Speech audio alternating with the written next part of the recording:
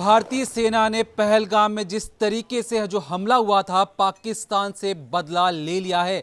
भारत की मिसाइलें सीधे तौर पर 9 ठिकानों पर जाकर गिरती हैं और वहां पर तबाही मच जाती है। जिस तरीके से जो वीडियो सामने आ रहे हैं, जहां पे लोग त्राहिमाम त्राहिमाम कर रहे हैं और कह रहे हैं कि भारतीय सेना ने पाकिस्तान के अंदर घुसकर जो हमला किया है उसमें कई लोगों की मौत हुई है। बाकायदा इंडियन आर्मी ने ट्वीट कर कर यह बताया है कि इस पूरे ऑपरेशन को ऑपरेशन सिंदूर नाम दिया गया है। जिस तरीके से उनकी बीवियों के सामने उनके पति को मौत के घाट उतारा जाता है, यही नहीं उनके पतियों को यह कहा जाता है कि अपनी पैंट उतारो और यह बताओ कि तुम कौन से धर्म के हो। यही सारी चीजें को देखकर जो इंडियन आर्मी है उन्होंने साफ तौर पर इस ऑपरेशन को नाम दिया ऑपरेशन सिंदूर। 9 आतंकी जो ट्रेनिंग कैंप थे उन पर सीधे तौर पर हमला हुआ है। ये जो आप तस्वीरें देख रहे हैं ये वही की तस्वीरें हैं और उस वक्त की तस्वीरें हैं जब भारतीय मिसाइलें पाकिस्तान की सरजमीन को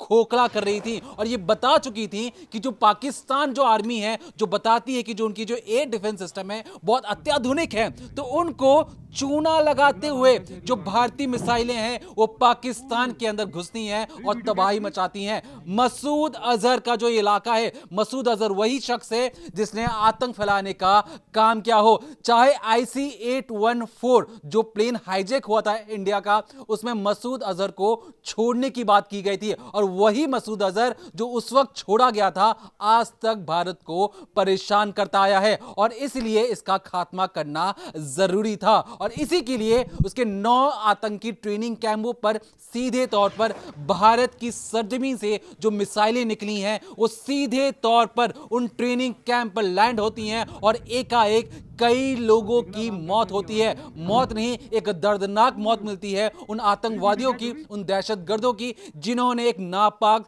साजिश रची थी भारत में आतंकवाद फैलाने के लिए। पहलगाम में जो 5 से 6 लड़के आते हैं और जानबूझकर हमारे जो नेवी के जो अफसर थे, जो आम लोगों थे, उन्हें साइड किया जाता है और कहा जाता है कि आप आइए, आप अपना धर्म बताइए। अगर आप उस खास धर्म से ताल्लुक नहीं रखते हैं, अगर आप मुस्लिम नहीं हैं, तो उसके बाद जो आतंकवादी थे वो सीधे तौर पर गोली चला देते हैं। और आतंकवादियों ने एक बकायदा एक वाइफ को छोड़ते हुए यह कहा था कि जाकर बता देना अपने मोदी को कि हमने किस तरीके से तुम्हारे पति को मौत के घाट उतारा है, तुम्हें हम जिंदा छोड़ रहे हैं। और ये सारी चीजें जाकर मोदी को बता देना। अब ये जब सारी चीजें कही जाती हैं तब से कहा जा रहा था कि जो नरेंद्र मोदी हैं, प्रधानमंत्री नरेंद्र मोदी, वो किसी भी वक्त कोई बड़ा हमला कर सकते हैं। और ये जो हमला है, इस हमले में बकायदा इंडियन आर्मी ने यह भी बताया है कि सिर्फ और सिर्फ आतंकियों के ट्रेनिंग कैंप पर हमला किया गया है, किसी भी मिलिट्री एरिया पर, किसी भी मिलिट्री कैंप पर हमला नहीं किया गया है। अगर पाकिस्तान आर्मी इस हमले को जायज नहीं ठहरा पाती है और इस हमले को जानबूझ के दिखाने की कोशिश करती है कि देखिए जो आतंकवादी संगठनों पर जो हमला हुआ है वो आम लोगों पर हुआ है, और इसके बाद अगर पाकिस्तान आर्मी रिटेलिएट करती है तो उनको बता दिया जाएगा कि जिस तरीके से जो भारतीय वायु सेना है उन्होंने बकायदा नाटोम लगा रखा है राजस्थान के एयर स्पेस पर। मतलब ये अंग्रेजी शब्द है, इसका मतलब ये कि जो एयर स्पेस राजस्थान के ऊपर है वहां के एयर स्पेस को बंद कर दिया गया है और सिर्फ इंडियन एयरफोर्स के फाइटर प्लेन, इंडियन एयरफोर्स के बड़े जो विमान हैं वही उस इलाके में उड़ेंगे। और कोई भी जवाबी कार्रवाई किसी भी तरीके से अगर पाकिस्तान की तरफ से हिमाकत भी की जाती है तो उसका मुंह तोड़ जवाब देने के लिए इंडियन एयरफोर्स के बड़े से बड़े प्लेन, आधुनिक प्लेन, सुखोई 30 जैसे जो अत्याधुनिक प्लेन हैं, जो राफेल जैसे अत्याधुनिक जो फाइटर प्लेन्स हैं, उन्हें तैनात कर दिया गया है। और यही नहीं, कहा जाता है कि जब भी देश की नेवी मूव करती है तो उस जगह पर जंग जैसे हालात पैदा हो जाते हैं। और जब INS विक्रांत की बात होती है, INS विक्रांत एयरक्राफ्ट कैरियर है जिसमें बकायदा 18 से 20 फाइटर प्लेन तैनात रहते हैं। इसे अरब सागर पर तैनात कर दिया गया है। जो इसका जो मुंह है वो कराची की तरफ है। अगर आपको याद होगा, अगर अपनी याद पे आप जोर डालेंगे, जब INS विक्रांत जब पिछली बार तैनात किया गया था अरब सागर में, तो अब एक देश 2 हिस्सों में टूट चुका था, यानी एक पाकिस्तान, एक बांग्लादेश। और जब INS विक्रांत की बात होती है तो कहा जाता है जो कराची जिस तरीके से लगातार 1 से 1.5 हफ्ते तक जलता रहा, इतनी बमबारी की गई गई कि पाकिस्तान की हालत खराब हो चुकी थी। उन्हें आग बुझाने के लिए लगभग 10 से 12 दिन लग जाते हैं, फिर भी आग ठीक से बुझी नहीं थी और उसी एयरक्राफ्ट कैरियर को फिर से तैनात कर दिया जाता है। और पाकिस्तानियों के लिए बुरी खबर यह भी कि जितने भी उनके अगर मिसाइल या एयरक्राफ्ट इस्तेमाल करने की सोच भी रहे हैं तो हमारी जो एयर डिफेंस सिस्टम है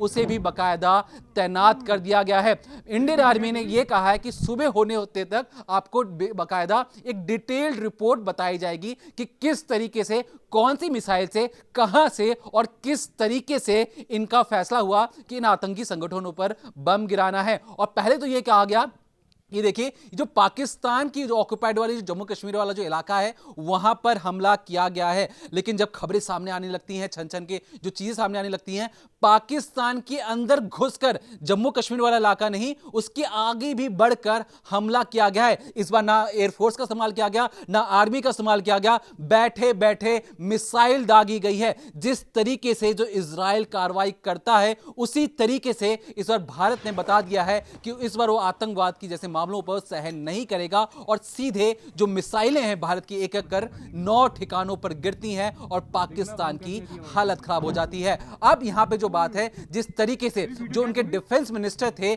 लगभग 2 घंटे पहले, इस हमले के 2 घंटे पहले उनके पैर कांप रहे थे। वो आते ही सीधे कहते हैं कि भारत कभी भी एलओसी के पार से हमला कर सकता है। ऐसी इनपुट होने के बावजूद भी जो पाकिस्तान की जो आर्मी है, जो पाकिस्तान की जो एयरफोर्स है, उनकी जो एयर डिफेंस सिस्टम है किस तरीके से लाचार और बेकार है, आप इस बात से समझ सकते हैं कि जो उनका जो डिफेंस मिनिस्टर है लगातार बार बार यह कह रहा था कि एलओसी पार से हमला कर सकता है भारत, और उसके बावजूद भी उस मिसाइल को रोक नहीं पाए। तो ऐसी आर्मी से क्या उम्मीदें रख सकते हैं? जो पाकिस्तान की जनता जो अपने आर्मी पर इतना ज्यादा भरोसा करती है, उनके भरोसे को चोट लगी और उन्हें पता लग चुका है कि इंडियन आर्मी और भारत से जो लड़ने की जो काबिलियत है वो पाकिस्तान आर्मी में नहीं है। और जिस तरीके से जो पाकिस्तान आर्मी खोखले दावे करती है और बताती है अपनी जनता को कि देखिए हम आपकी सुरक्षा के लिए हमेशा तैनात हैं, और लगभग हर रोज 100 करोड़ रुपए से ज्यादा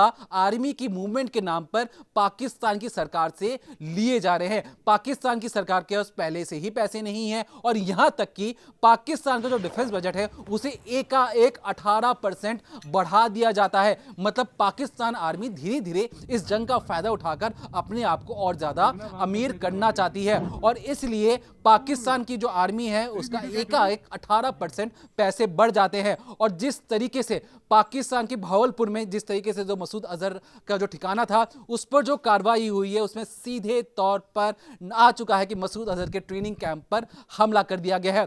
अब बारी है जो बड़े बड़े दुश्मन हैं, जो इंडिया के मोस्ट वांटेड है, और बारी हाफिज सईद की भी है। हाफिज सईद अंडरग्राउंड हो चुका है। हाफिज सईद की एक एक सारी चीजें बाहर आ चुकी हैं। हाफिज सईद जिस तरीके से जहर उगलता है उस पर कार्रवाई करने की जरूरत है। तो क्या अगला नंबर हाफिज सईद का होने वाला है? इस पर जो भी नए अपडेट्स आएंगे हम कोशिश करेंगे आप पर जल्द से जल्द आप तक पहुंचा सकें।